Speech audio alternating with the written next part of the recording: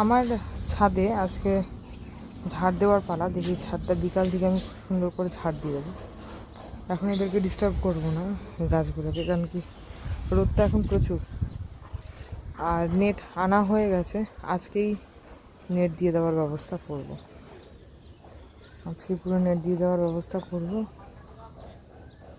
এই হচ্ছে আজকে দুটো জবা ফুল সুন্দর ফুটেছে, দেখাচ্ছি তোমাদেরকে। আর প্রচুর এই ছোট ছোট ফুলগুলো ফুটেছে, এদের নামগুলো আমি ঠিক জানি না কি নাম, কিন্তু দেখো প্রচুর ফুটেছে। এই গাছগুলো প্রায় শেষের দিকে, এখন ফুল ফুটিয়ে ওরা এখন আর বাঁচা ফেরার মধ্যে নেই, ওরা মারা যাওয়া মানে মরে যাবে এই গাছগুলো। আর এগুলোতে প্রচুর দুটো বড় বড় জবা ফুল ফুটেছে। আচ্ছা, এই গাছটাতে মনে হয় মিলিবাগ লেগেছে। হ্যাঁ, এই যে মিলিবাগ লেগেছে। ওকে ইসে করতে হবে, আমাকে ট্রিটমেন্ট করতে হবে, নাহলে এই ফলগুলো ঝরিয়ে দেবে। দুটো ডালিম হয়েছে, ডালিম দুটো ঝরিয়ে দেবে। একদম ট্রিটমেন্ট করে দেবো মিলিবাগের জন্য, সে আলাদা করে ট্রিটমেন্ট হবে। আর এদিকে তো এই দেখতেই পাচ্ছ কত বড় হয়ে গেছে ও।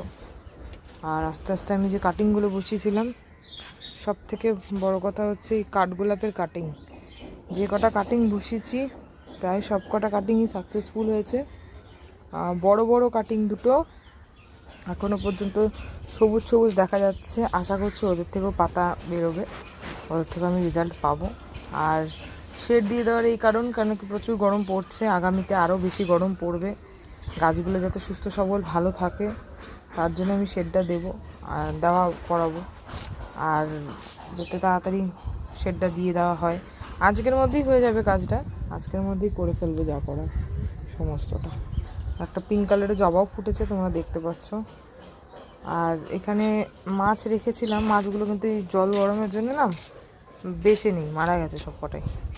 জল এত গরম হয়ে যাচ্ছে বলে ওরা আর বাঁচতে পারলো না, মারা গেছে। তো চলো, আজকের ভিডিওটা আমি এখানেই শেষ করছি, দেখা হবে পরের কোনো ভিডিওতে তোমাদের সাথে। আর বিকালে তো অবশ্যই দেখা হচ্ছে, আমি কন্টিনিউ করব গাছের কিছু খাবার দেওয়া, এই সমস্ত নিয়ে কিছু কথা বলবো তোমাদেরকে। তো আজকের ভিডিওটা এখানেই শেষ করলাম।